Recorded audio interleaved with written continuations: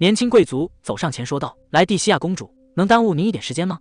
萊蒂西亞停下腳步，合起折扇回應道：“請長話短說。”年輕貴族打開禮盒說道：“這是我國著名的名茶，是專門為您調配的，還附贈了一套茶具。”萊蒂西亞冷淡地回應道：“我晚點會試一試。”年輕貴族繼續說道：“如果您喜歡的話，或許我們可以一起品嘗。我想和你一起喝咖啡，畢竟茶是女人的飲料。”萊蒂西亞的眼神變得冰冷。“既然你聽不明白，那我就說清楚點。”他猛地揮開折扇喊道：“我討厭茶，快把它拿走！”宴會廳內私語不斷，你看到他有多冷淡了嗎？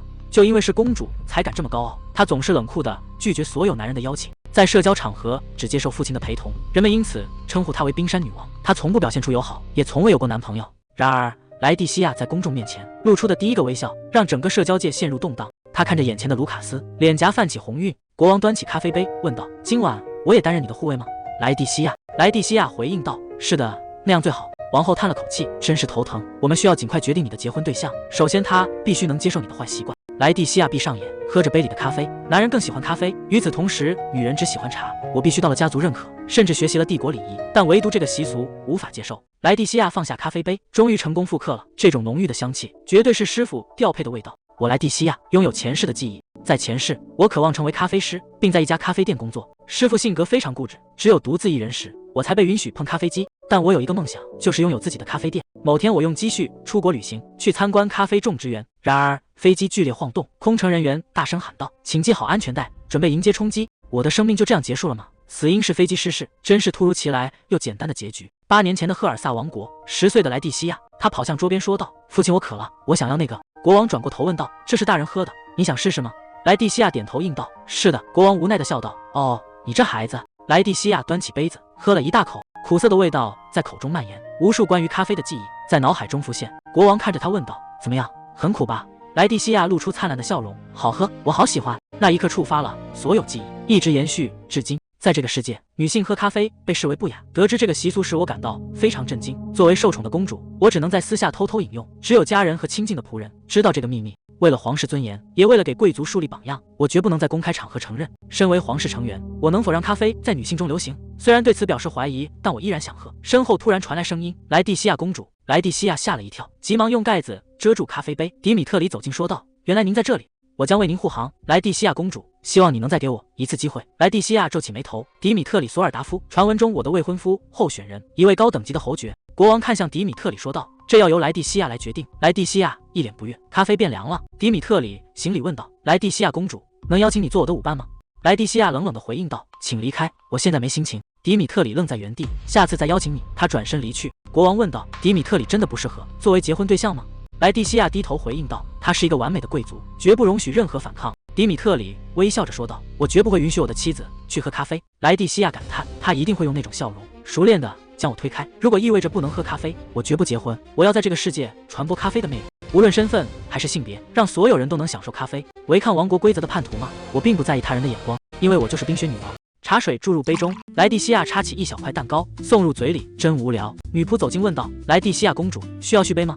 我也可以為您準備不同種類的茶。”萊蒂西亞眼睛一亮，看向身旁的母親說道：“母親，我想要那天喝的那個咖啡。”周圍的貴婦們面露驚色，紛紛問道：“你剛才說什麼？咖啡？”萊蒂西亞坐在席間，這種糟糕的感覺是什麼？王后對她說道：“好了，玩笑到此為止吧，乖孩子。”另一位年長的女人說道：“年輕的萊蒂西亞公主，不知道也是難免的。在我們的國家，茶被視為淑女的飲品，而咖啡則是紳士的毒物，女孩喝咖啡是不體面的。”萊蒂西亞愣在原地。什麼？萊蒂西亞端起咖啡杯輕抿一口，果然已經涼了。都怪迪米特里突然打斷，明明是這麼完美的咖啡，咖啡竟然被認為是紳士的飲品，真希望這種習俗能徹底消失。女仆布里奇特走近說道：“萊蒂西亞公主，為了轉換心情，要不要去看看舞會的禮物？”萊蒂西亞放下杯子說道：“你說的對，我也正有此意。”布里奇特，你還要忙着準備禮服，不用特意陪我過去。布里奇特恭敬地回應道：“既然如此，感謝您的體諒。”萊蒂西亞看着忙碌的僕人們，今晚是皇室舉辦的舞會，受邀參加舞會的貴族們習慣向皇室獻上禮物。他看着堆積如山的寶物，這次的數量也多得驚人。埃利奧特拿着名冊走來，萊蒂西亞公主，萊蒂西亞微笑着回應道：“埃利奧特，你今天看起來格外忙碌。”周圍的女僕們低聲議論：“是萊蒂西亞公主，她為什麼會在這裡？”萊蒂西亞輕聲問道：“我是不是打擾到你們了？”埃利奧特連忙擺手說道：“完全沒有，如果有您看中的東西，請儘管告訴我。”萊蒂西亞點頭說道：“謝謝你。原本這是為了感謝邀請，將領地的特產獻給皇室，祈求領地繁榮，但現在的禮物，華麗的衣服和飾品，昂貴的商品與古董，全都是些虛有其表的東西。事到如今，這不過是向皇室獻媚的手段，是貴族之間虛榮的競賽。萊蒂西亞走在花園裡，真是令人惱火。雖然花朵很漂亮，但收集這麼多簡直是浪費。一名女僕說道：“這是什麼？從哪裡送來的？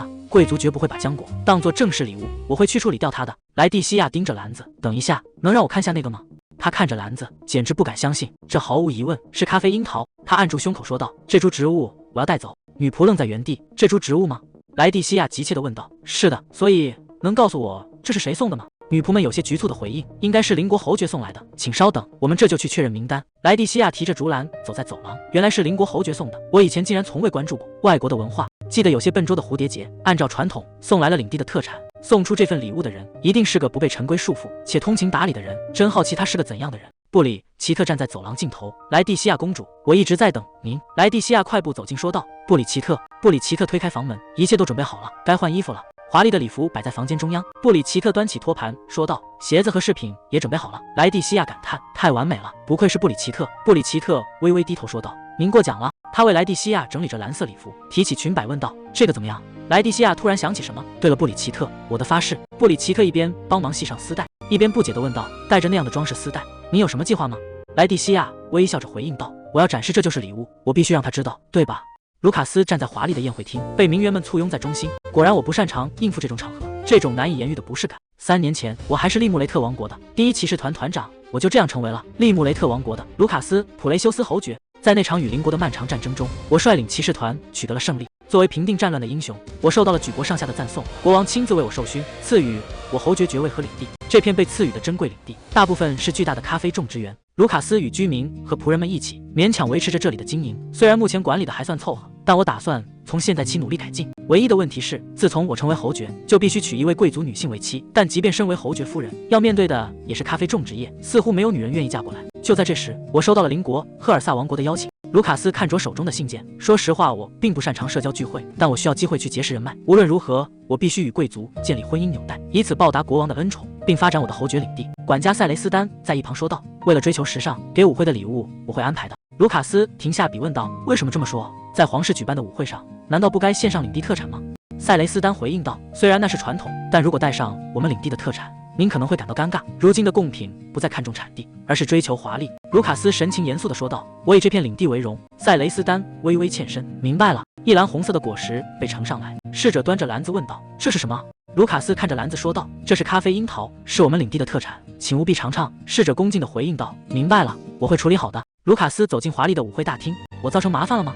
果然還是該聽塞雷斯丹的嗎？貴族這種身份，我果然還是無法習慣。大殿門開，侍從高聲說道：“赫爾薩國王陛下以及萊蒂西亞公主殿下入場。”盧卡斯注視着前方，那就是赫爾薩的國王，稍後再去行禮吧。周圍的賓客低聲議論道：“公主殿下依然那麼美麗，但表情還是冷冰冰。今天也是由國王陛下護送，看來沒有能入他眼的紳士。聽說他今晚也不打算跳舞，無論什麼時候看都沒有一絲親切感，簡直就像戴着一副冰面具。”盧卡斯聽着周圍的閒言碎語，確實他的表情很僵硬，但這樣議論一國的公主，未免有些過分。正如傳聞所言，她是冰山美人公主。那個發飾，盧卡斯突然愣住。塞雷斯丹端着花籃說道：“至少裝飾一下，讓它看起來好點。”盧卡斯看着花籃問道：“等等，沒有刺嗎？”他剪開藍色絲帶，繫在籃子上問道：“這樣如何？”盧卡斯盯着萊蒂西亞的發飾，總覺得和那個絲帶很像，是錯覺嗎？但為什麼公主會有那個？萊蒂西亞看向他，露出燦爛的笑容。周圍的賓客驚呼道：“不會吧？”萊蒂西亞公主笑了。萊蒂西亞走到盧卡斯面前：“你一定是利穆雷特王國的盧卡斯侯爵吧？”盧卡斯點頭回應道：“是的，正是我。”萊蒂西亞提起裙擺行禮：“我是赫爾薩王國的萊蒂西亞。”赫爾薩，很抱歉突然打擾。盧卡斯彎腰回禮說道：“我是利穆雷特王國的盧卡斯·普雷修斯，很榮幸您能知道我的名字。不過您是從哪裡聽說的？”萊蒂西亞輕撫發間的藍絲帶，笑着問道：“這條絲帶看起來眼熟嗎？”“謝謝你送我這麼棒的禮物。”盧卡斯看着他的笑顏，有些局促地回應道：“如果您喜歡的話，那才是最重要的。”兩人在華麗的大廳對視。沒錯，作為一名貴族，在這種時候，盧卡斯輕輕按住胸口，他伸出手問道：“願意和我跳一支舞嗎？”萊蒂西亞愣在原地，周圍的賓客們屏住呼吸，注視着這一幕。我聽說過那個傳聞，萊蒂西亞公主從不與人跳舞。萊蒂西亞將手搭在盧卡斯掌心，微笑着回應道：“是的，我很榮幸。”一名貴族低聲驚嘆：“這到底是怎麼回事？”萊蒂西亞挽着盧卡斯，笑着問道：“盧卡斯大人，這條絲帶適合我嗎？”盧卡斯愣在原地，有些局促地回應道：“是的，非常適合您。”他沉思着，冷靜點，这不像我的風格。萊蒂西亞顯得很開心，真是太棒了。他繼續說道：“我聽父親說，那片珍貴的領地裡有很大的咖啡種植園，那些紅色的寶石一定開滿了整片土地吧？”盧卡斯回應道：“是的，果實成熟的時候確實非常漂亮。”萊蒂西亞追問道：“盧卡斯大人也去過嗎？”盧卡斯說道：“如果有機會的話，我也想親眼去看看。”萊蒂西亞湊到他耳邊，輕聲說道：“盧卡斯大人，稍後請來父王的辦公室，我會把你介紹給父王。”盧卡斯走在長廊，我是被叫過來的，但他到底想要什麼？難道我在舞會上失禮了？他在大門前停下，對衛兵說道：“打擾了，我是利穆雷特王國的普雷修斯侯爵盧卡斯。”國王站起身說道：“原來是你啊，歡迎你，侯爵，請往這邊走。”盧卡斯走進房間，回應道：“好的，謝謝您。”他環視四周，一共5個衛兵嗎？走廊有2個，門口有1個，還有1個躲在桌子下面，試圖不被發現。盧卡斯向國王行禮說道：“陛下，感謝您邀請我參加舞會。”他沉思着，這看起來不像埋伏，但我為什麼會被傳喚？剛才跳舞時，我真的做錯什麼了嗎？國王拍着盧卡斯的肩膀，笑着說道：“所以你會娶她為妻吧？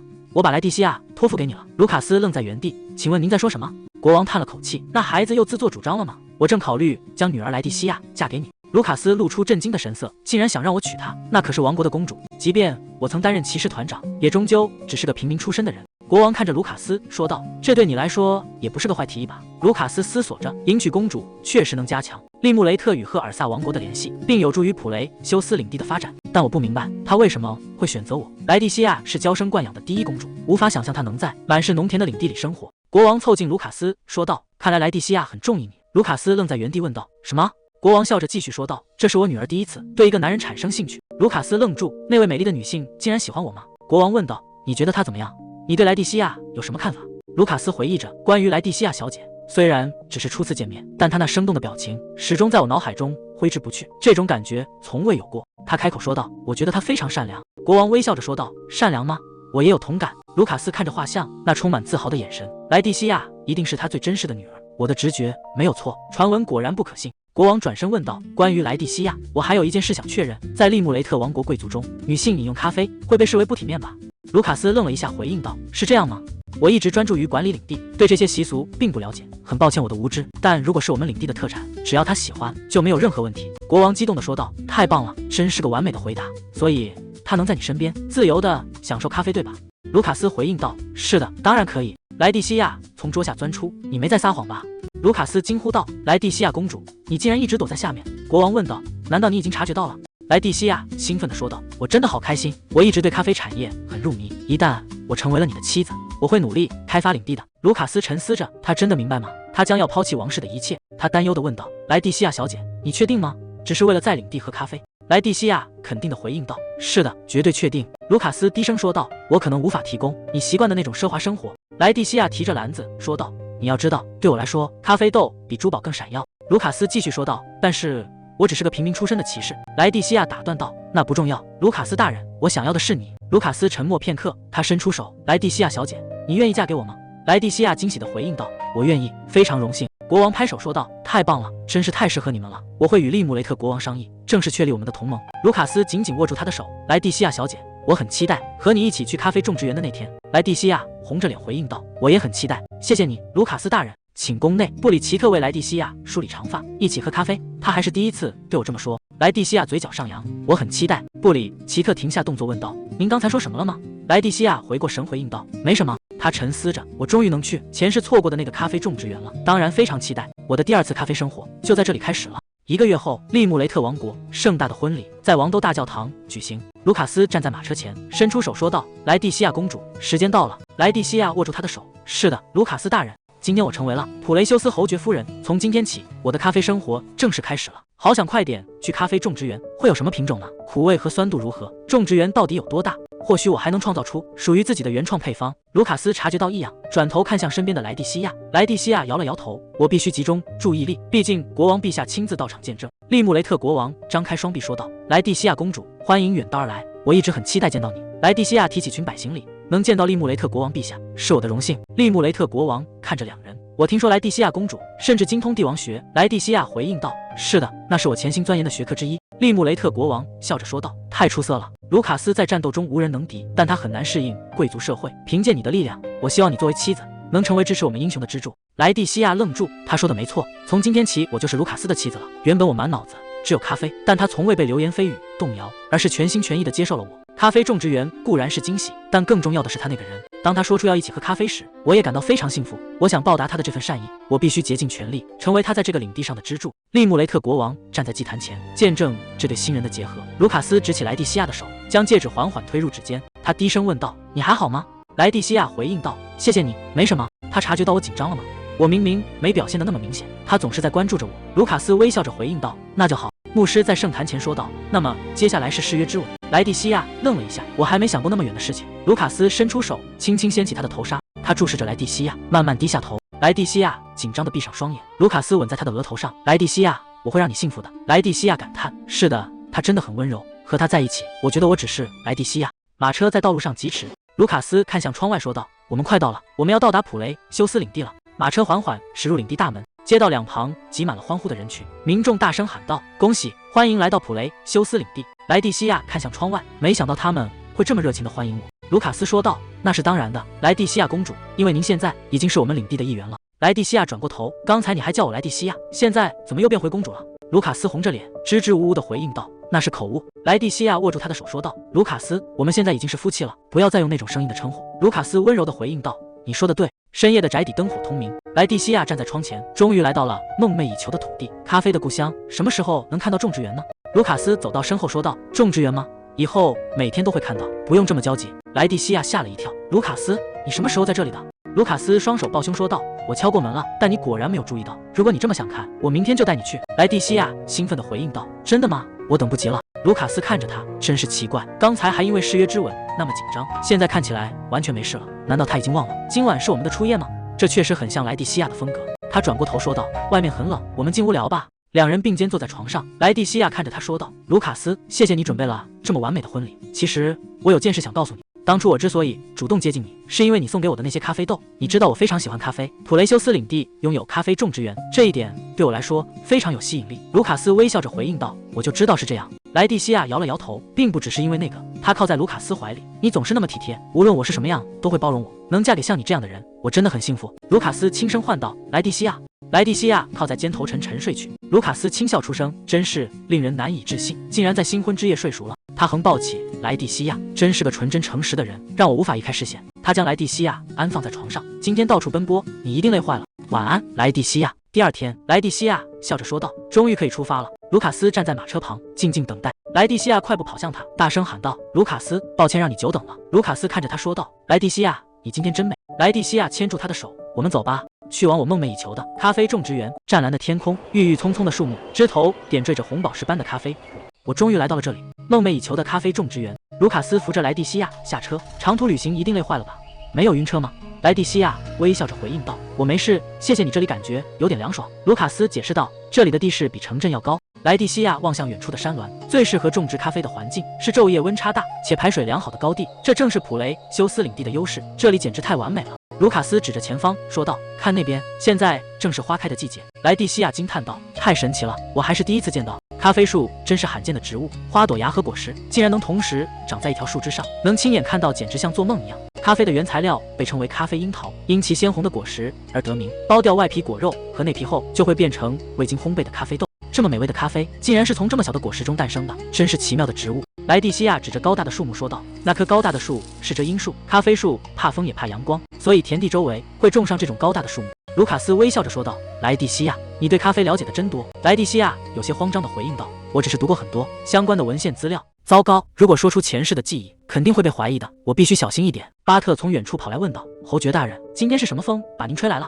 盧卡斯回應道：“抱歉，突然過來打擾。我妻子說她想看看種植園。”巴特驚訝地問道：“您的妻子？您是指萊蒂西亞大人嗎？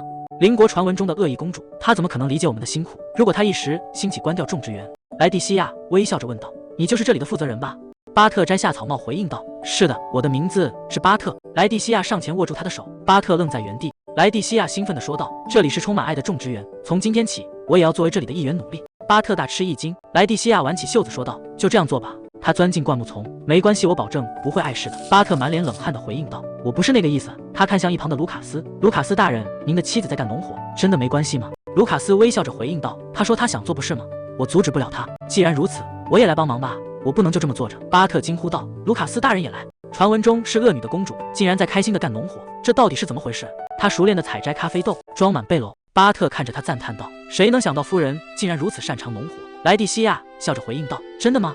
這沒什麼特別的。”他端起咖啡杯，順便問一下關於這個種植園的收入，一半上繳給王國，剩下的銷售額去哪了？巴特局促地握緊雙手，低頭回應道：“這個賣給我們的商人會再轉售，雖然還有另一個商人想買剩下的部分。”萊蒂西亞放下杯子說道：“我明白了，所以你們被壓價了。在我前世的記憶裡，咖啡種植園的豆子總是被廉價收購，被迫接受苛刻的條件，主要原因是生產者無法直接聯繫零售商，中間商隨意定價，掌控着買賣的命脈。”萊蒂西亞看向巴特問道：“你能先暫停下一次和商人的交易嗎？”巴特一臉困惑，萊蒂西亞微笑着說道：“我會處理好的。”巴特擔憂地問道：“但是該怎麼做？如果我們試圖議價，他們就不會再買了。”萊蒂西亞自信地回應道：“很高興你問了這個問題。首先我們要漲價，要提高咖啡的知名度，喝的人越多，買的人就越多。當需求增長，商人就會爭相與你合作。當需求達到頂峰，定價權就掌握在我們手中。所以現在請耐心等待，我會讓種植園扭虧為盈。”巴特有些遲疑地回應道：“如果真能那樣，就太好了。但我聽說貴族女性通常是不喝咖啡的，為什麼您對咖啡如此執着？”萊蒂西亞端起咖啡杯說道：“因為我從小就熱愛咖啡，為了不讓其他貴族發現，我總是偷偷的喝。為了深入了解它，我閱讀了所有相關文獻。我相信自己比任何人都更了解咖啡的魅力。我的夢想是創造一個世界，無論男女老少，無論身份高低，大家都能聚在一起享受咖啡。所以我一定要讓這個種植園繁榮起來。”旁邊的女工感嘆道：“她是我們的救星。”巴特激動地回應道：“對我們來說，她不是惡女，而是聖女。”女工急忙提醒道：“巴特別那樣叫她。”萊蒂西亞微笑着，被稱作聖女，真的讓我很開心。巴特感嘆，傳聞果然不可信。塞雷斯丹走上前說道：“侯爵大人，夫人該吃晚飯了。”萊蒂西亞驚訝地問道：“天已經這麼晚了嗎？”夕陽染紅了天空，萊蒂西亞與盧卡斯向農場的人們告別。巴特湊近塞雷斯丹：“侯爵夫人確實是個非常出色的人，但這場婚姻真的只是為了咖啡嗎？他們的關係怎麼樣？雖然我不該多問，但真的沒問題嗎？”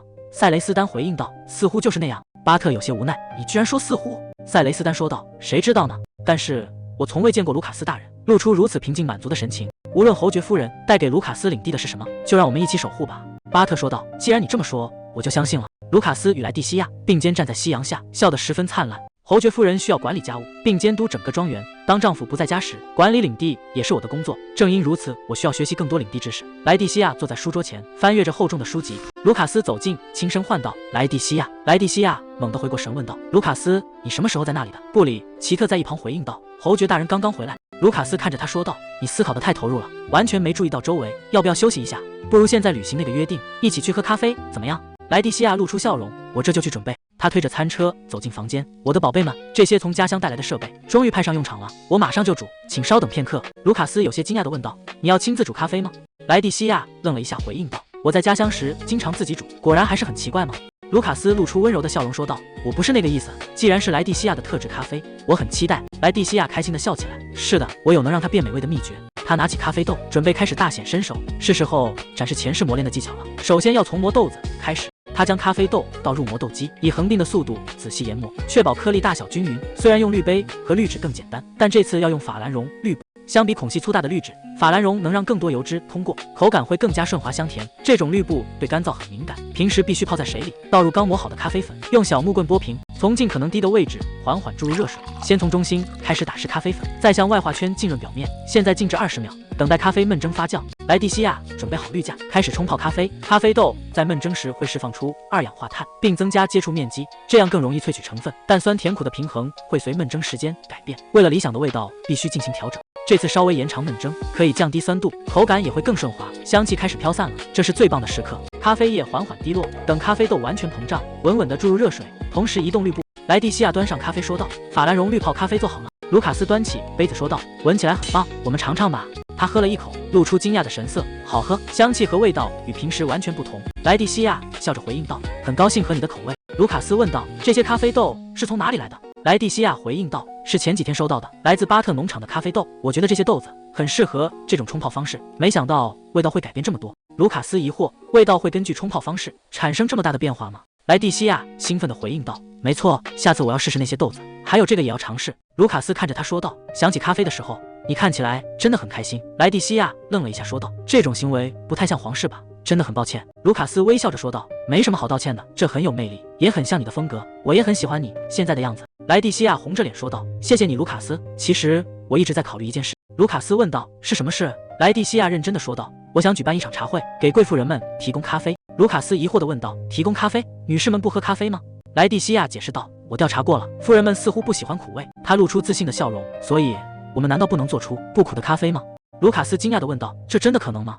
萊蒂西亞肯定地回應道：當然可以，而且這已經得到了證明。幾天前，布里奇特看着杯子問道：這是什麼？咖啡嗎？您是想讓我喝這個嗎？萊蒂西亞回應道：布里奇特，每次我給你咖啡你都這反應。布里奇特擺手說道：正如我之前說過的，我不喜歡苦的東西。萊蒂西亞搖了搖頭，這次不一樣，相信我喝喝看吧。布里奇特無奈問道：為什麼不讓盧卡斯大人喝呢？萊蒂西亞解釋道：我想讓女性來喝喝看，拜托了，你是唯一的人選。布里奇特端起杯子喝了一口，一點都不苦，而且很好喝。萊蒂西亞坐在沙發上說道：咖啡的味道會根據沖泡方式產生很大的變化，一定會有女性喜歡的咖啡。盧卡斯回應道：我明白了，確實你沖泡的咖啡喝起來完全不一樣，也許真的可行。萊蒂西亞笑着問道：對吧？在名媛們的茶話會上提供咖啡，這確實是史無前例的事情，但是一定有人能發現咖啡的魅力。萊蒂西亞伸出手，現在就是掀起咖啡熱潮的第一步。茶會當天，一位貴族夫人看着同伴說道：天哪，那個發飾難道是？同伴笑着回應道：你看出來了嗎？這是我讓丈夫從鄰國訂購的。今天聚集在這裡的女性，全都是來自侯爵和伯爵家族的夫人，她們對社交界的傳聞和趨勢有着極高的敏感度。這些夫人是這個時代的引領者，總是追求着稀有且不尋常的事物。一位夫人喝着茶問道：對了，你们喝過最近大家都在討論的茶嗎？另一人回應道：你是說加了玫瑰花瓣的那種吧？萊蒂西亞夫人今天會帶來什麼茶？海倫點頭說道：沒錯，邀請函上說能喝到非常特別的東西，真想快點見到。為了這些熱愛新鮮感的女性，我準備了一份特別的禮物，她們會成為推廣咖啡的強大盟友。萊蒂西亞走向眾人說道：各位，感謝大家在這麼炎熱的天氣裡撥冗參加今天的茶會，謝謝大家，希望大家今天都能盡興。穿紅裙的夫人打招呼道：萊蒂西亞夫人日安，我們一直在等您，真是個適合茶會的日子，不是嗎？萊蒂西亞回應道：是的，很高興天氣這麼好，好天氣是今天計劃中非常重要的一部分。穿紫裙的夫人扇着風說道：雖然茶很好喝，但天氣實在有些熱，能給我一些水嗎？萊蒂西亞站起身說道：在這種日子裡，比起喝水，我為您準備了完美的特別款待。海倫好奇地問道：您是指之前提到的那種特別的飲品嗎？萊蒂西亞點頭說道：沒錯，布里奇特，請把它端上來。布里奇特推着餐車走近：好的，夫人，請久等了，這就是今天的特別飲品。海倫看着杯中的液體問道：萊蒂西亞小姐，這是什麼茶？萊蒂西亞指着身後的器具說道：這不是茶，是用我們領地特產咖啡豆制作的飲料，它叫冰滴咖啡。穿紅裙的夫人問道：你剛才說什麼？咖啡？海倫說道：那是男人們喝的飲料吧？萊蒂西亞回應道：確實如此，但我認為必須了解領的特產，所以才下定決心嘗試。嘗試之後，我非常驚訝，沒想到咖啡竟然如此美味。我想各位應該都沒嘗過吧？海倫看着杯中液體說道：竟然覺得苦咖啡好喝，萊蒂西亞小姐真是特別。萊蒂西亞搖了搖頭，這是特別的不苦的咖啡。荷蘭咖啡也叫做低濾咖啡，英文稱之為冷萃。這種方法能讓苦澀的咖啡豆變得更加美味。通過6到8小時的慢速萃取，苦味和酸度會降低，甜味則会增加。它與普通的冰咖啡不同，並非熱水沖泡後再冷卻。在前世，我最喜歡看着它一滴一滴落下。海倫看着巨大的裝置說道：用這麼大的裝置花整整8個小時嗎？真是奢侈的制作方式。萊蒂西亞笑着回應道：沒錯，你能理解這種魅力吧？布里奇特輕聲提醒道：萊蒂西亞大人，您嚇到海倫夫人了。萊蒂西亞回過神來，非常抱歉，今天不能讓各位等8小時，所以我提前準備了已經提取好的咖啡。布里奇特端上托盤，將裝有冰塊和咖啡的小玻璃杯放在桌上。萊蒂西亞微笑着說道：為了讓大家願意嘗試，我特意準備了小杯子，就像餐前酒一樣，請各位不用客氣。紫衣夫人看着杯子問道：冰塊？咖啡要喝冷的嗎？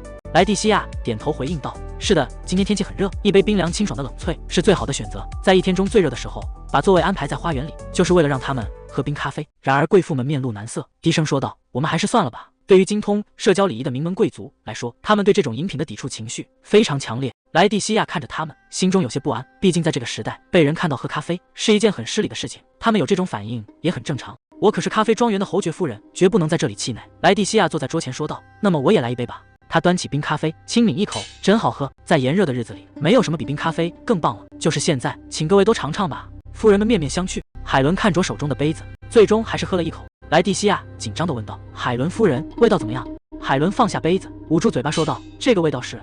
萊蒂西亞愣住，難道她不喜歡嗎？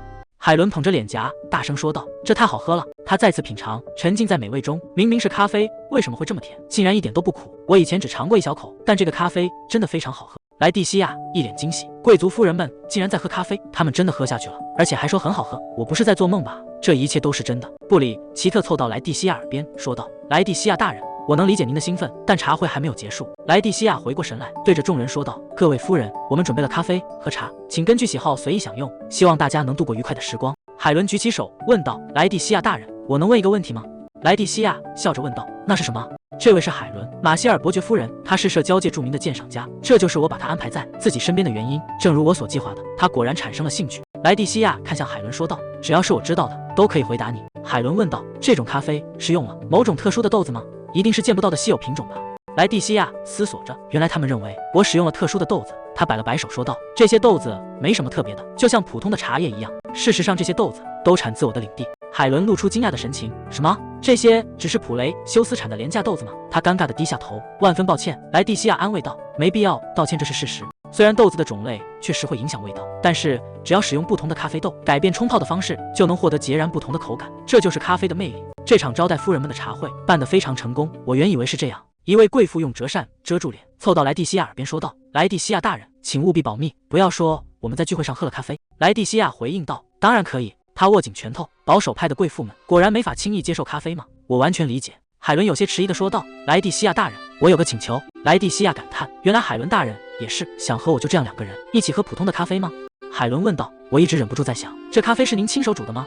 萊蒂西亞笑着回應道：“是的，我喜歡自己煮咖啡，雖然這愛好有點奇怪。”海倫搖了搖頭說道：“我能理解，喜歡一樣東西的時候，就會想要親自動手嘗試。其實我也很喜歡做甜點，所以我覺得您親手煮咖啡，正說明了您有多熱愛它。”萊蒂西亞開心地說道：“這是第一次有人對我這樣說，請再嘗嘗這個吧。”海倫點頭回應道：“好的，我很樂意。”他端起咖啡杯輕抿一口，這杯確實有點苦。萊蒂西亞指着茶壺說道：“可以通過調低水溫或者縮短萃取時間來減輕咖啡的苦味。不過現在先用這些吧。”他將糖罐和奶罐推到桌子中央。海倫看着托盤問道：“這是糖和牛奶嗎？你確定要加這些？難道不會稀釋咖啡，破壞原本的風味嗎？”萊蒂西亞露出燦爛的笑容，沒必要強迫自己去喝發苦的咖啡，最重要的是你能享受手中的飲品。既然有甜點，先試着只加牛奶吧，如果還是覺得苦，我們再加糖。海倫輕聲說道：“謝謝你。”他再次嘗試喝下一口咖啡，眼睛微微發亮，這口感真醇厚，而且非常容易入口，真是太美味了。他拿起一塊甜點，配上甜食，簡直是絕配。萊蒂西亞笑着說道：“對吧？你也可以把巧克力融進咖啡裡。”海倫雙手合十說道：“萊蒂西亞小姐，這讓我想要嘗試各種各樣的事情。我想在家裡按照自己的喜好煮咖啡，你能建議我需要準備什麼嗎？”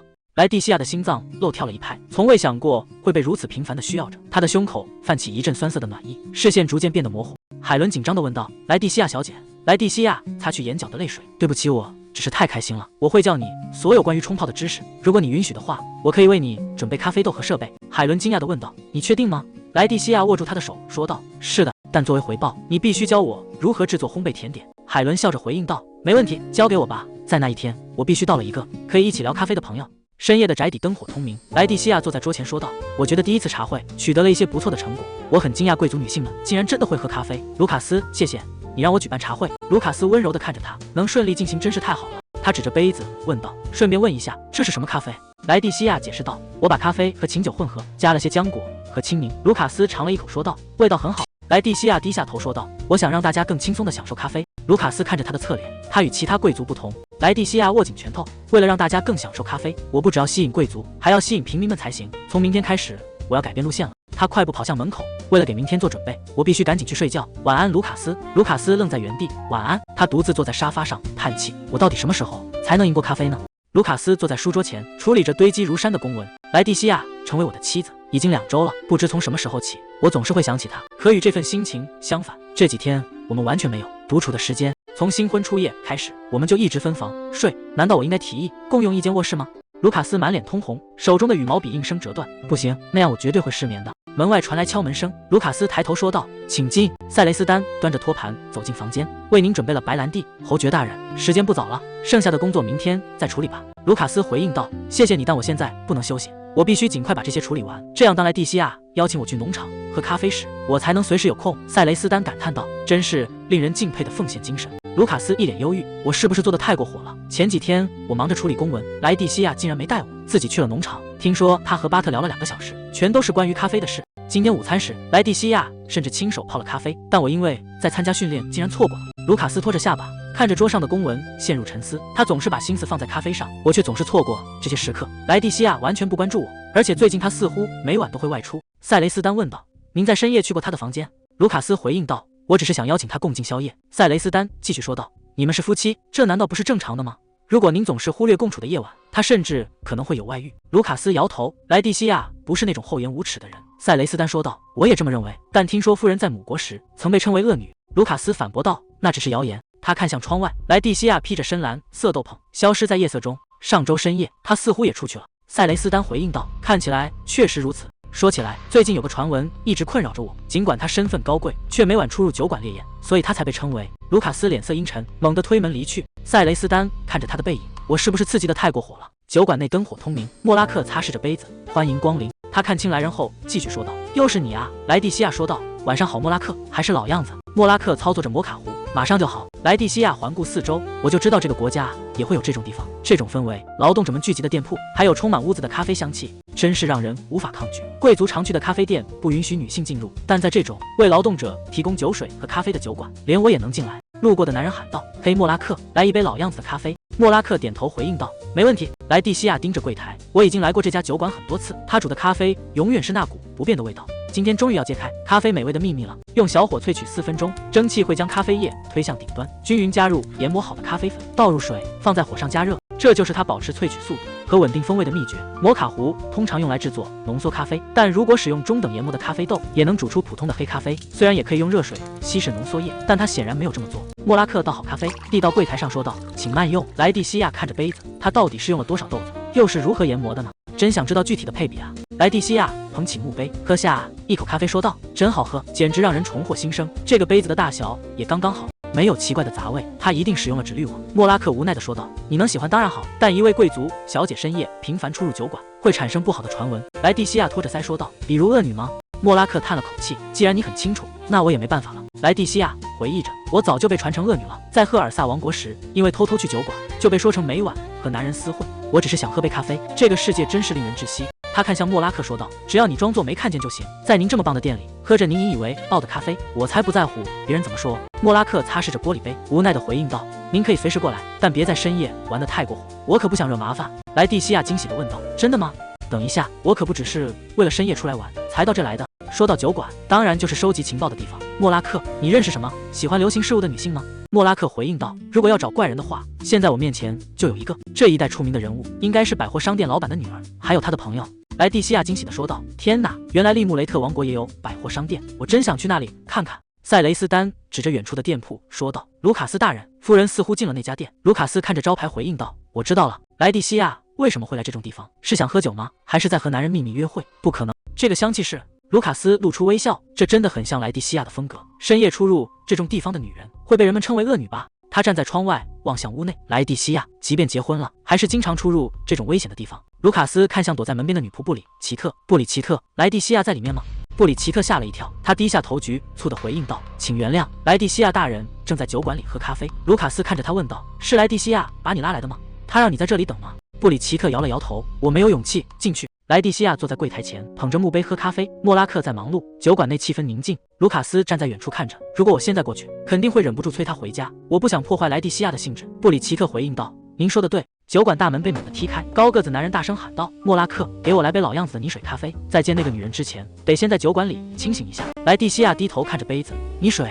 高個子男人走進櫃檯，看着萊蒂西亞說道：“這種店裡竟然有女人，真是少見。”他身邊的同夥湊上前說道：“別喝那種廉價咖啡了，跟我們一起喝一杯吧。”萊蒂西亞沒有理會，只是靜靜坐着。布里奇特神情局促地說道：“該怎麼辦？”高個子男人伸手拽住萊蒂西亞：“別無視我呀！”萊蒂西亞轉過身，金髮在燈光下搖曳，酒客們看呆了，真是個極品。其中一人嬉皮笑臉地問道：“漂亮姑娘，你從哪兒來的？”他伸手搭住萊蒂西亞的肩膀：“陪陪我們吧。”萊蒂西亞冷冷地回應道：“把店主精心調製的咖啡稱作泥水的人，我不想和這種人說話。”酒客愣在原地。什麼？他打翻咖啡壺，液體濺了一地。他指着萊蒂西亞罵道：“臭娘們，別太自以為是了。”萊蒂西亞冷靜地回應道：“不許侮辱店長的咖啡。你以為暴力能解決一切嗎？”男人惱羞成怒地吼道：“你說什麼？竟敢在我面前擺架子！”他揮起拳頭衝了過來。萊蒂西亞緊緊閉上雙眼，糟糕，他真的要動手打我了。一件深色斗篷擋在身前，有人攔住了那個男人。萊蒂西亞驚訝地睜開眼睛，盧卡斯死死扣住男人的手腕，眼神冰冷地問道：“你剛才想對我妻子做什麼？”男人掙扎着大喊道：“你這家伙是誰？別多管閒事！”他揮拳砸向盧卡斯，盧卡斯穩穩接住拳頭，順勢反向一擰，將他整個人按倒在地上。盧卡斯俯視着他說道：“別再碰我的妻子！”酒館裡的客人低聲議論道：“他惹到了真正危險的人物。”鬧事者臉色蒼白，顫抖着回應道：“對不起。”萊蒂西亞喊道：“盧卡斯，謝謝你，你真的很強呢。”盧卡斯皺起眉頭回應道：“你到底在想什麼？這個時間一個人來酒館，我真的很擔心你。最近到處都有奇怪的傳聞。”萊蒂西亞低下頭：“沒錯，不像在我的家鄉，現在已經不只是我一個人的事了。我的壞習慣也會給盧卡斯帶來麻煩。”盧卡斯看向莫拉克說道：“老闆，抱歉引起了騷亂。”莫拉克擺手回應道：“完全沒關係。”盧卡斯坐在吧台前說道：“也給我一杯咖啡吧。”萊蒂西亞有些驚訝，盧卡斯轉頭問道：“你很想喝這裡的咖啡吧？既然想喝，就應該叫我陪你一起來。”萊蒂西亞低聲說道：“但是明明你那麼忙。”盧卡斯說道：“無論哪裡，我都會陪你。”萊蒂西亞看着他，為什麼這個男人總是能說出我渴望聽到的話？莫拉克將咖啡倒入杯中，盧卡斯握住萊蒂西亞的手，問道：“你的手受傷了嗎？”萊蒂西亞急忙說道：“我沒事。”他低下頭，糟了，我沒法直視他的眼睛。他開口說道：“我很開心你能來找我。”盧卡斯將萊蒂西亞的手放在唇邊：“你覺得我為什麼要如此刻苦的訓練？是為了像這樣保護你。”萊蒂西亞的胸口劇烈跳動，這種氛圍感覺好甜，到底是什麼？他開口問道。盧卡斯，下次能和我一起去城裡嗎？盧卡斯回應道：“當然可以，不過你有想去的地方嗎？”萊蒂西亞笑着說道：“有的，我想去百貨商店。首都的百貨商店規模宏大，這裡匯集了各類平民商店，售賣食品和生活雜貨，是目前最繁華的地方。”萊蒂西亞看着眼前的建築說道：“我是第一次來這裡，真的好大。”盧卡斯點頭回應道：“是啊。”萊蒂西亞繼續說道：“不知道這裡是不是和赫爾薩的一樣？雖然偏愛定制的貴族們往往會避開這種地方，但吸引富人們的注意只是時間問題，因為沒有哪位女士能拒絕在琳琅滿目的商品中享受購物的樂趣。”盧卡斯看向身側的衣物，這裡竟然連男裝都有。萊蒂西亞笑着說道：“食品和雜貨的種類也很多呢。”路人們在背後竊竊私語：“那裡有貴族，為什麼會出現在這種地方？希望別出什麼亂子。”萊蒂西亞走在商店裡，明明已經穿得很樸素了，還是這麼顯眼嗎？在這個國家階級的牆壁依然厚實，但如果有什麼能打破它，那就是這座繁榮的百貨商店，還有我的野心。即便如此，貴族們依然覺得和親民一起購物很丟臉，真是遺憾。這裡明明有這麼多可愛又便宜的商品。萊蒂西亞看着衣架說道：“這裡的衣服確實更便宜。”盧卡斯站在一旁回應道：“沒錯，因為這些是成衣，不是貴族穿的那種定制款。”萊蒂西亞看着展示的裙子，他們可以大規模生產，所以價格低廉。盧卡斯若有所思：“我以前確實沒這麼想過。”萊蒂西亞說道：“而且在這裡還能了解到最新的流行趨勢，那就是現在的流行款。”盧卡斯問道：“這種長度的裙子現在正流行嗎？”萊蒂西亞點頭回應道：“是的，周圍的女士們也穿着。”3名年輕女性走近，其中一人問道：“請問您是前任騎士團長盧卡斯大人嗎？”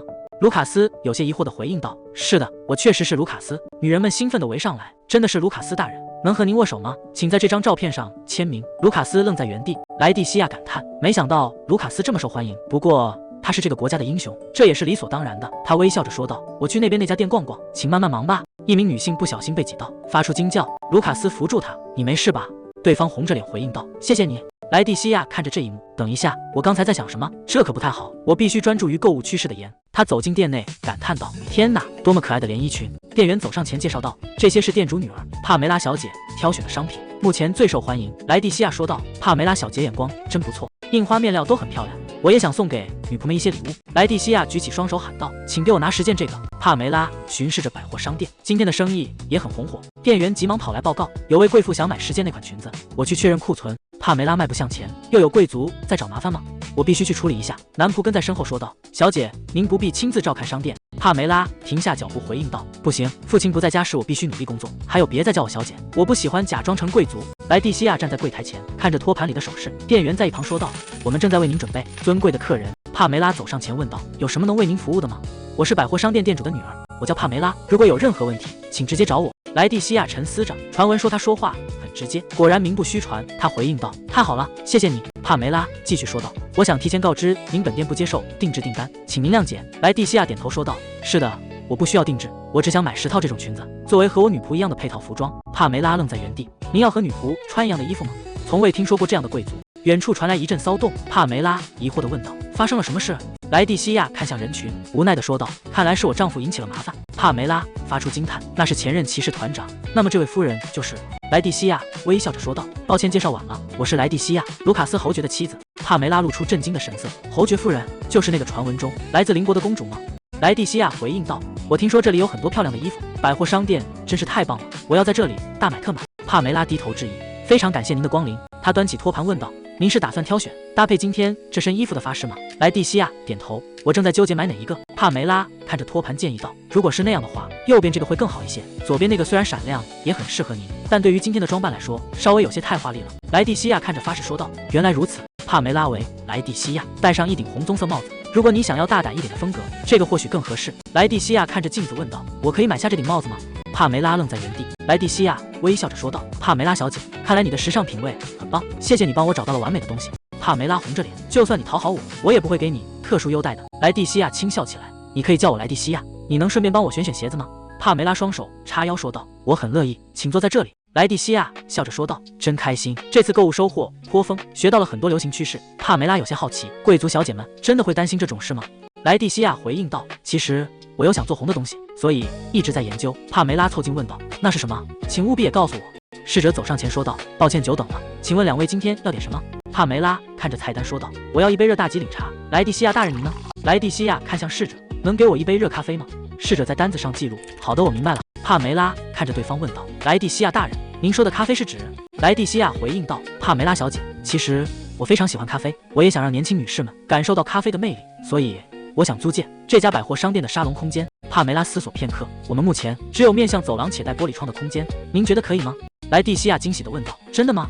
帕梅拉感嘆道：“女性在咖啡馆點咖啡本就需要很大的勇氣，更何況是貴族小姐。我明白這需要多少勇氣，但我們一定會讓這成為新的流行趨勢。讓我們一起努力吧。”萊蒂西亞大人，萊蒂西亞微笑着回應：“好的，我也會全力以赴的。”帕梅拉看着桌上的咖啡問道：“但是在那種地方，你打算做什麼？”萊蒂西亞雙手合十，興奮地說道：“我打算在那裡舉辦咖啡品鑑活動，希望你能帶朋友們一起來，我會把那裡變成最可愛的咖啡時光。”萊蒂西亞坐在馬車裡，看着窗外的宅邸，真有成就感。等回到家，就要立刻準備品鑑會了，好期待！因為結識了帕梅拉，才能在百貨商店舉辦這場咖啡品鑑會。明天必須開始準備。他轉頭看向身側，發現盧卡斯正盯着自己。萊蒂西亞問道：“怎麼了，盧卡斯？”盧卡斯溫柔地回應道：“沒什麼，只是覺得你很可愛。”萊蒂西亞紅着臉：“我明白了，謝謝。”他突然誇我可愛，真是嚇了一跳。為什麼我會突然變得這麼害羞？盧卡斯坐在一旁，馬車微微晃動，兩人指尖相觸。萊蒂西亞回到房間，拍着桌子說道：“立刻開始品鑑會的準備工作。牛奶供應商是今天下午來，對吧？”布里奇特翻看記錄板回應道：“是的，已經安排好了。”萊蒂西亞站起身，在那之前先準備別的東西吧。塞雷斯丹站在桌旁說道：“夫人似乎正忙着準備品鑑會的事情。”盧卡斯回應道：“確實如此。”他走出書房，在走廊叫道：“萊蒂西亞。”他走上前問道：“你看起來很忙，有什麼我能幫忙的嗎？”萊蒂西亞停下腳步，笑着回應道：“謝謝你，不過沒關係，你應該也很忙吧？”一位年長的女僕走近說道：“打擾了，牛奶供應商已經到了，我是府邸的資深女僕內塔莉。”萊蒂西亞笑着說道：“娜塔莉，謝謝你，我一會兒就回來。布里奇特，你也一起來。”布里奇特回應道：“遵命。”盧卡斯看着他們離去。的確，我曾承諾過要讓萊蒂西亞隨時都能享用到喜歡的咖啡，我也很喜歡看她露出幸福的樣子，但是我竟然有一點點嫉妒那杯咖啡。盧卡斯放下羽毛筆，好了，今天的文件處理完了，現在可以去陪萊蒂西亞了。但是她在哪裡？娜塔莉走上前來問道：“如果您在找夫人，她去巴特先生的農場了。”布里奇特也跟着去了。盧卡斯叫住塞雷斯丹：“我也想去農场看看，請為我準備馬車。”塞雷斯丹躬身退下。萊蒂西亞看着巴特說道：“謝謝你，巴特，我會去田裡找你妻子的。”巴特點頭應道：“好的，我明白了。”萊蒂西亞揮手跑向遠方。盧卡斯站在田邊，神情嚴肅。巴特有些局促地說道：“盧卡斯大人，請不要那樣瞪着我。”盧卡斯回應道：“我沒有在瞪你。”巴特雙手叉腰說道：“那是你最近的表情。”盧卡斯回應道：“那一定是你的錯覺。”巴特摸着鬍鬚問道：“是因為你妻子最近太忙於咖啡，讓你感到嫉妒了嗎？”盧卡斯沉默片刻說道：“我並沒有對萊蒂西亞的行為表達過任何不滿。”巴特摘下草帽說道：“盧卡斯大人，我現在說的是關於您的感受。如果您忙於工作，而您的妻子對此產生了某種情緒，您會怎麼做？”盧卡斯看向遠方，換作是我無法讓他孤身一人，僅此而已。巴特揮手指向田間，萊蒂西亞正與農婦交談。盧卡斯注視着萊蒂西亞，畢竟要成為夫妻，就是那樣的事情。巴特大聲喊道：“夫人，您太關注咖啡了，會讓侯爵大人感到寂寞的。”萊蒂西亞愣在原地。盧卡斯慌忙擺手說道：“不是那樣的，萊蒂西亞，你別在意這種胡言亂語，我不想打擾你的工作。”萊蒂西亞輕聲問道：“盧卡斯，我讓你感到寂寞了嗎？”盧卡斯避開視線回應道：“你不需要擔心那個。”兩人陷入沉默。盧卡斯伸手將萊蒂西亞擁入懷中。“是的，我感到很寂寞。”萊蒂西亞靠在他胸口。盧卡斯，對不起，我之前沒有察覺到，我對這些事還是感到害羞。盧卡斯緊緊抱住他說道：“你不需要在意，我們會按照自己的步調慢慢來。”他注視着懷裡的萊蒂西亞，眼神溫柔。萊蒂西亞興奮地說道：“從現在開始，你能陪我練習制作新咖啡嗎？”盧卡斯溫柔地回應道：“我很樂意。”明天就是備受期待的咖啡品鑑會了，店內已經布置完畢，所有準備工作全部就緒。萊蒂西亞握緊拳頭：“我一定會全力以赴的。”華麗的馬車停在建築前，帕梅拉指着前方說道：“羅莎莉在這邊。”羅莎莉看着眼前的店鋪說道：“天哪，好可愛的店！這次你又找到了什麼樣的店呢？”帕梅拉推開店門回應道：“好啦，你自己看吧。”萊蒂西亞走上前說道：“哇，真是位美麗的夫人。”帕梅拉急忙說道：“萊蒂西亞小姐，我一直很期待今天。”萊蒂西亞笑着回應道：“帕梅拉小姐，很高興你能來，這位一定是你的朋友吧？”羅莎莉沉思着，萊蒂西亞不是那個鄰國的惡公主嗎？為什麼會在這裡開咖啡店？她自我介紹道：“我是羅莎莉，我父親是一名商人，我和帕梅拉從小就認識。”萊蒂西亞雙手合十說道：“請不要這麼緊張，今天讓我們一起度過一段美好的時光吧。”羅莎莉疑惑地問道：“外面的招牌上寫着這裡是咖啡店。”萊蒂西亞點頭回應道：“是的，沒錯。”羅莎莉說道：“身為侯爵夫人，竟然在做這種事嗎？而且在這麼可愛的店裡賣咖啡，總覺得有點……”萊蒂西亞笑着說道：“好奇是很正常的，這裡是專門為女性準備的，為了讓大家品嘗可愛的咖啡。”羅莎莉疑惑地問道：“咖啡很可愛？”萊蒂西亞繼續說道：“是的，我想讓我心愛的咖啡被那些喜歡可愛事物的女性喜愛，這就是我創建這裡的靈感。”羅莎莉看着對方，這個人真的很愛咖啡，而且身為貴族夫人，竟然親自站在店面宣傳，真是個不尋常的人。帕梅拉湊近問道：“他很特別吧？難道你一點都不覺得興奮嗎？”羅莎莉回應道：“是的，我確實很興奮。”萊蒂西亞拿起攪拌器，事不宜遲，我要為你們2位制作可愛的咖啡。布里奇特，請帶他們去座位。布里奇特恭敬地回應道：“遵命，夫人。”制作可愛咖啡的關鍵是奶泡，在前世的世界裡，通常是用咖啡機的蒸汽噴嘴加熱並打發全脂牛奶，那也需要相当的技術。但只要掌握了訣竅，手動制作也很簡单。將牛奶加熱到65°C，重點是讓空氣進入其中。萊蒂西亞快速攪拌着，持續1到2分鐘，蓬鬆的奶泡就完成了。羅莎莉驚嘆道：“太神奇了，牛奶看起來好蓬鬆。”帕梅拉看着萊蒂西亞，雖然是貴族，但她廚藝真好。萊蒂西亞笑着說道：“真正的表演現在開始，仔細看，將奶泡倒入濃縮咖啡，在杯上方2厘米處畫圓倒入，倒至一半時靠近杯子，改變傾斜度，讓奶泡浮上表面。”萊蒂西亞舉起杯子說道：“完成了！”帕梅拉和羅莎莉湊上前，發出陣陣歡呼，是新型拉花，在任何國家都沒見過這麼可愛的飲品。萊蒂西亞微笑着回應道：“謝謝你的誇獎，為了匹配羅莎莉小姐這可愛的名字，我特意做了玫瑰圖案，請享用，希望合你的口味。”羅莎莉雙手捂臉，感嘆道：“天哪！”帕梅拉疑惑地問道：“我們要喝掉它嗎？”羅莎莉回應道：“看來是這樣。”萊蒂西亞看着2人，突然叫他們喝咖啡，確實有點難辦啊。羅莎莉喊道：“喝掉它太可惜了。”萊蒂西亞有些驚訝，帕梅拉勸說道：“我明白你的心情，但這是萊蒂西亞特意為我們做的。”羅莎莉點頭回應道：“是的，趁熱喝吧。”2人發出驚嘆：“太好喝了，這是咖啡嗎？簡直像甜點一樣。”萊蒂西亞鬆了一口氣：“太好了，那麼你們還沒嘗過真正可愛的咖啡呢？我可以知道你們最喜歡的動物嗎？”帕梅拉問道。“也許可以做一只小狗。”羅莎莉回應道。“我更喜歡小熊。”萊蒂西亞拿起奶缸說道。“那就交給我吧。”剛才打好的奶泡，隨着時間流逝，液體會沉入底部，上方會變得更加輕盈蓬鬆，就像之前那樣。先將奶泡倒入杯中，填滿大約8成高度，作為拉花的底座。接着在上方堆疊奶泡，做出不同的形狀。羅莎莉驚訝地問道：“你是在讓奶泡變得立體嗎？”萊蒂西亞點頭說道：“是的。”等形狀固定好後，再用簽子蘸取融化的巧克力，畫出五官和細節，大功告成。3D 拉花咖啡完成了。帕梅拉看着咖啡尖叫道：“它們從杯子裡冒出来了。”羅莎莉趴在桌邊說道：“這太可愛了，根本捨不得喝下去。”一位女士走上前問道：“那個可愛的東西也能幫我們也做一份嗎？”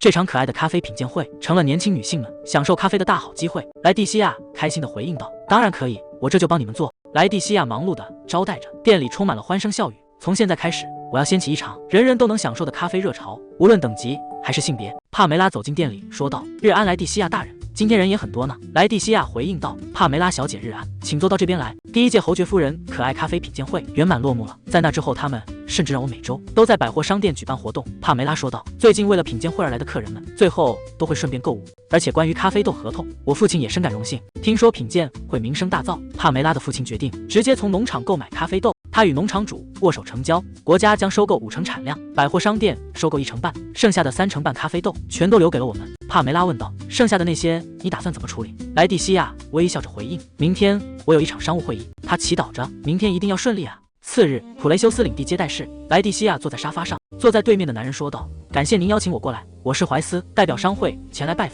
侯爵夫人，關於您的傳聞，我可是聽過不少。萊蒂西亞注視着對方，這個人不好對付。他微笑着說道：“初次見面，懷斯先生，我是萊蒂西亞，很期待今天的討論。”懷斯回應道：“當然，很高興見到您。”萊蒂西亞拿出樣品和合同，那麼進入正題吧。這是今年的咖啡豆樣品以及合同文件。懷斯說道：“我之前已經看過了，但在停售幾個月後突然漲價這麼多，是不是有點過分了？”萊蒂西亞回應道：“之前的價格太低了，您應該很清楚，咖啡最近非常受歡迎，價值一直在上升吧？”懷斯攤開手：“我很清楚，所以今年才提高了價格，不是嗎？”萊蒂西亞看着他，雖然提高了價格，但也只是1枚銀幣而已。即便按照我提議的價格，你應該也能賺不少錢。懷斯擺弄着手指說道：“那些年輕女性只是在裝模作樣，我不相信她們真的懂咖啡，很快就會膩的。如果發生那種事，我們會損失慘重。你有任何擔保嗎？”巴特不安地看向萊蒂西亞夫人，價格確實比以前高了，也許我該接受這個價格。懷斯露出一絲冷笑：“沒錯，沒有這筆交易，農場會虧損的。”他往咖啡裡丟入方糖。如果是我的話，我會在這裡達成交易。巴特神色慌張地回應道：“你說的對。”懷斯露出陰險的笑容：“請現在就做決定吧。你是要按我們提的價格來保住這個農場，還是要賭在那短暫的趨勢上，最後落得破產的下場？”巴特不安地看向身旁夫人。萊蒂西亞抬起頭說道：“就算不賣給你，農場也不會破產。如果你不接受我們的價格，我們一顆豆子都不會賣給你。”懷斯雙手交叉抵住下巴：“你確定嗎？如果你現在不賣給我，以後可能會後悔的。”萊蒂西亞果斷拒絕道：“以後會後悔的人是你。”他站起身下達逐客令，布里奇特送客。懷斯走出大门：“那就走着瞧吧。”萊蒂西亞端着咖啡杯說道：“談判破裂了，那個奸商真讓人火大。”羅莎莉回應道：“不賣給他們是對的，那家貿易公司名聲很差，我們也不打算和他們交易。”萊蒂西亞思索着，但是接下來該怎麼辦呢？羅莎莉回應道：“能讓咖啡銷量大增的東西，這樣才能賣掉剩下的35%，對吧？”盧卡斯走進房間說道：“萊蒂西亞，我來接你了，我們走吧，不然晚餐要遲到了。”羅莎莉和帕梅拉露出驚訝的神情。萊蒂西亞看着懷錶說道：“已經這麼晚了，玩得太開心，都忘了時間。謝謝你，盧卡斯。”羅莎莉看着兩人感嘆道：“侯爵大人竟然親自來接，你們感情真好，真是令人羨慕的一對。”帕梅拉拍着桌子說道：“我想到了一個好主意。”羅莎莉好奇地問道：“是什麼主意？”帕梅拉興奮地回應道：“應該把咖啡宣傳為侯爵夫婦最喜歡的飲料。”萊蒂西亞有些遲疑：“我們最喜歡的飲料？”盧卡斯不解地問道：“但是我們喝咖啡會有什麼宣傳效果嗎？”帕梅拉無奈地說道：“你們兩個完全沒意識到嗎？你們可是領地裡最受大家憧憬的人，如果連你們都把它當成最愛，大家一定會關注的。”盧卡斯有些驚訝地問道：“受人仰慕，我們嗎？”帕梅拉興奮地說道：“沒錯，如果你們兩位成為代言人，絕對會在平民中引起轟動，甚至能吸引貴族女性的目光。”羅莎莉若有所思地說道：“既然如此，外觀設計也非常重要。”她拿起畫筆在紙上勾勒，這只是一個初步想法，可以將你們的側影畫下來，貼在可愛的容器上，作為產品的包裝。帕梅拉看着成品回應道：“沒錯沒錯，看起來真的很棒，不是嗎？”盧卡斯由衷地稱讚道：“羅莎莉小姐，你真的很擅長繪畫。”萊蒂西亞拖着下巴說道：“如果只賣普通的咖啡，很快就會賣不動的，我們也得考慮一下內容物。以前在我的那個世界，經常會做各種聯名活動。”帕梅拉湊過來，興奮地說道：“所以，萊蒂西亞大人，您會為我們創造出完美的產品，對吧？比如宣傳宇宙血喝了這款咖啡，就能變成像他們一樣甜蜜的情侶。女孩子們最喜歡這種東西了。”萊蒂西亞感嘆：“不愧是百貨商店店主的女兒，如果用這種噱頭來賣，確實會吸引大家的興趣。但是我們甚至都還沒有接過吻。”盧卡斯走近問道：“萊蒂西亞，用這種誇張的廣告來宣傳，真的沒問題嗎？”萊蒂西亞坐在沙發上，看着滿桌的甜點與咖啡，該怎麼辦才好呢？雖然準備了所有能想到的咖啡種類和配料，但出色的靈感還是沒出現。能祝福愛情的咖啡嗎？盧卡斯拿起一塊點心，咖啡有很多種飲用方式。他看向身邊的萊蒂西亞：“我很期待最終會誕生怎樣的組合，又會是什麼味道？你不覺得這很讓人興奮嗎？”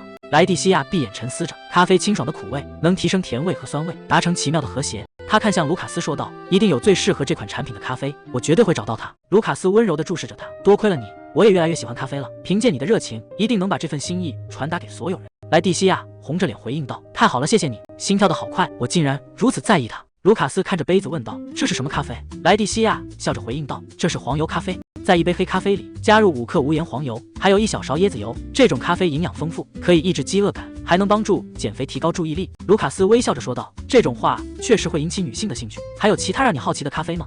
萊蒂西亞回應道：“讓我想想，這個怎麼樣？它的香氣和普通咖啡不同，這是肉桂咖啡。”盧卡斯疑惑地重複道：“肉桂？”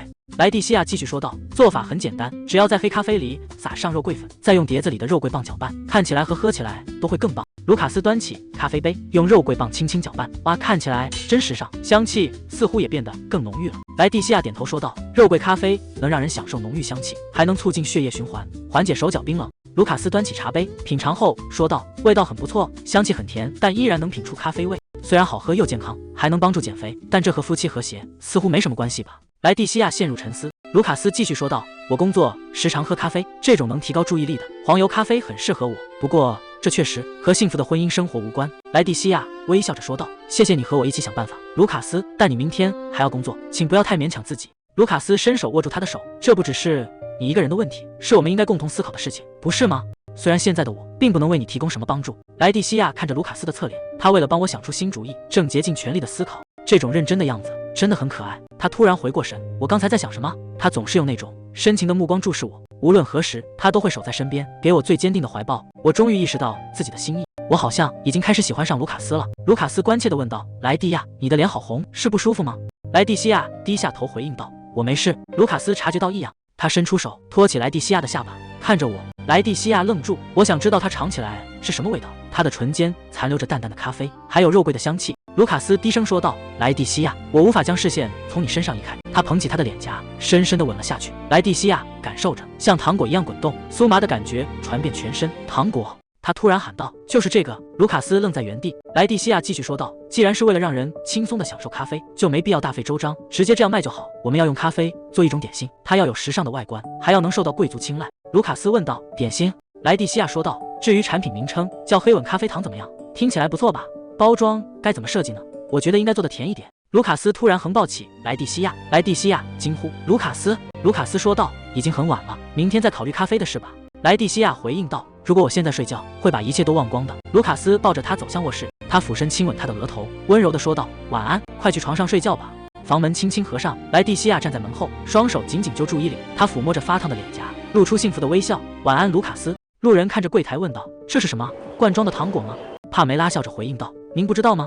這是城裡最新的話題，是我們百貨商店的獨家產品——黑色之吻咖啡糖。”選定產品後，帕梅拉負責商店訂單以及銷售管理，羅莎莉負責包裝設計與物流，我親自監督咖啡糖的口味與配方。盧卡斯在領地內建立了大規模生產體系，我們終於成功將黑色之吻商業化。盧卡斯看着櫃檯說道：“這種形狀的糖果似乎很受年輕女性歡迎。”萊蒂西亞點頭回應道：“確實如此。”帕梅拉快步走近喊道：“萊蒂西亞大人，沒想到您會在這裡，糖果賣得非常好。”萊蒂西亞微笑着說道：“見到你們真高興，聽到這個消息我就放心了。”帕梅拉感嘆道：“真沒想到您能把咖啡變成這麼美味的甜點，咖啡豆形狀的點子太棒了。據說裡面有極低概率會出現一顆新型糖果，如果能買到它，並餵給喜歡的人吃，兩人就能成為戀人。多虧了這個傳聞，貴族小姐們都在大量購買。”羅莎莉無奈地說道：“帕梅拉，你的眼睛都變成錢的形狀了。”萊蒂西亞看着熱鬧的店面，看來咖啡豆形狀的創意確實起到了作用，這在我的前世只是很常見的營銷手段。他看向盧卡斯說道：“我們去賣場那邊看看吧。”盧卡斯點頭應道：“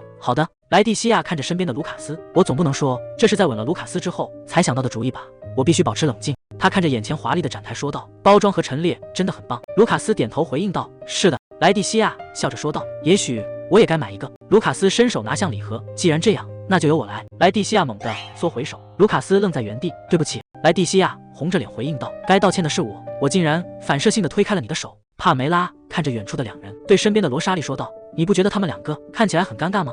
羅莎莉回應道：“我也這麼覺得。如果作為代言人的他們關係變得糟糕，咖啡糖就完了。”帕梅拉露出驚恐的神情，絕對要阻止這種事發生。他衝到兩人面前說道：“你們兩個為什麼不去百貨商店逛逛？”萊蒂西亞有些遲疑，可是帕梅拉推着他的後背說道：“咖啡糖的事情交給我們。萊蒂西亞大人和侯爵今天的任務是向大家展示你們有多恩愛。”萊蒂西亞驚訝地問道：“我們？”帕梅拉指着兩人說道：“就是你和侯爵大人要在公開場合表現得親密才行。”萊蒂西亞瞪大眼睛：“什麼？”羅莎莉看向帕梅拉：“如果你突然這麼說，他們兩個都會很困擾吧？”帕梅拉有些遺憾地嘆氣。羅莎莉繼續說道：“現在百貨商店裡正在舉辦各種展覽，有繪畫香水，還有甜點，你們為什麼不去看看呢？”盧卡斯溫柔地看向萊蒂西亞：“我不介意。”萊蒂西亞紅着臉回應道：“既然盧卡斯覺得沒問題，那就恭敬不如從命了。”盧卡斯摟住萊蒂西亞的腰，兩人並肩走向展廳。帕梅拉看着他們的背影說道：“真是讓人羨慕啊，我們簡直是和工作結婚了。”羅莎莉搖了搖頭：“对你來說，比起工作，更像是和錢結婚了吧？”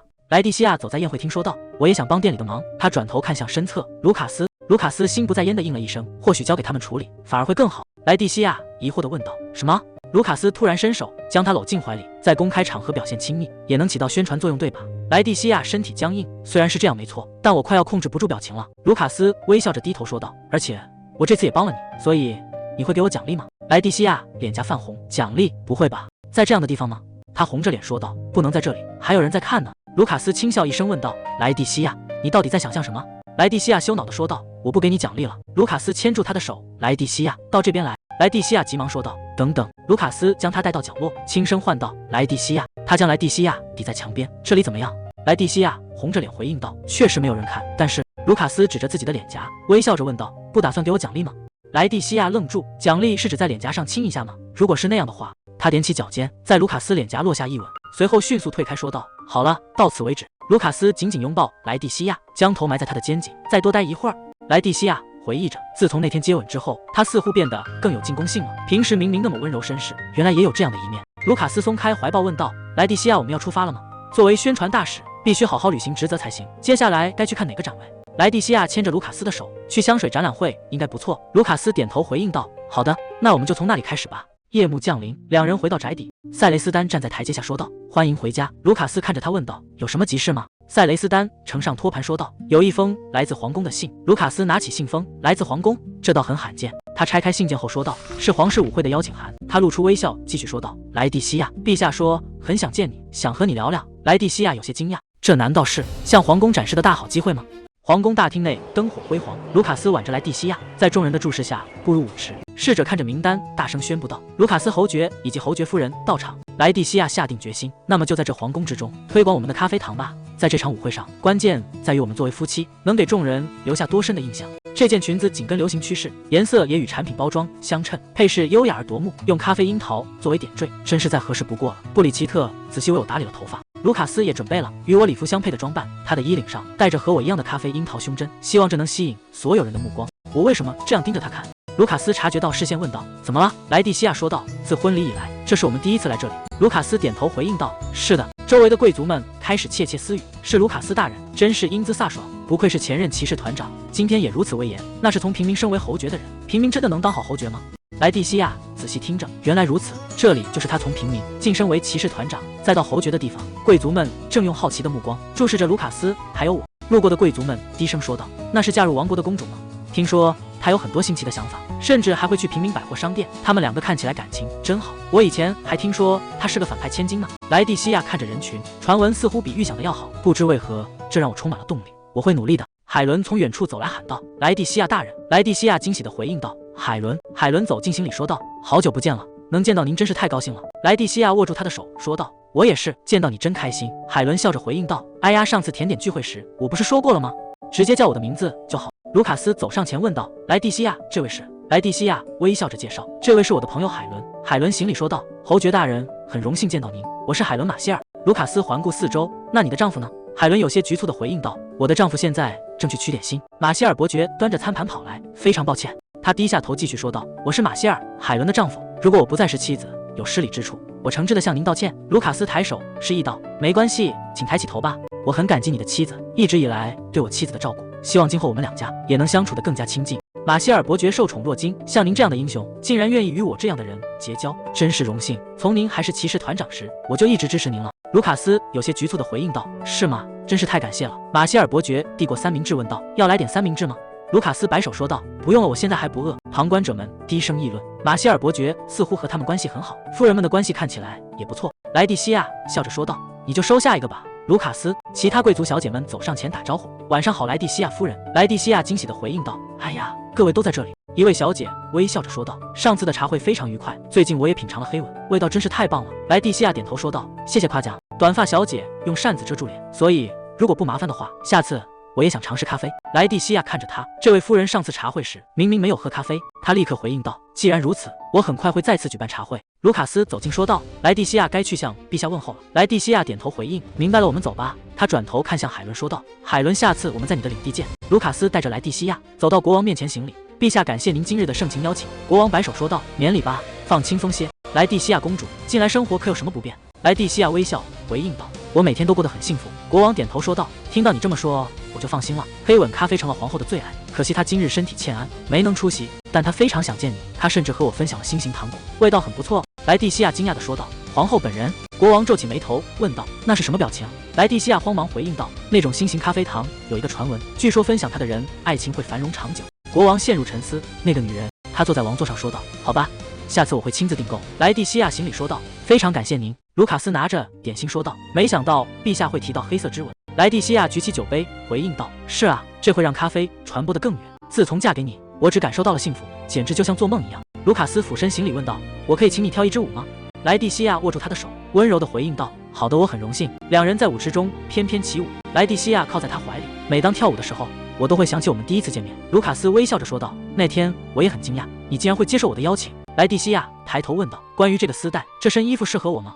盧卡斯看着他回應道：“非常適合你，萊蒂西亞。”萊蒂西亞笑着說道：“謝謝你。”貴族小姐們在不遠處看着，真是太美好了。他們兩人真心相愛，簡直像童話裡的王子和公主一樣。迪米特里躲在柱子後，窺視着遠處的兩人。該死，我的萊蒂西亞小姐！那個平民出身的侯爵，明明除了挥劍，根本一無所知。你給我等着！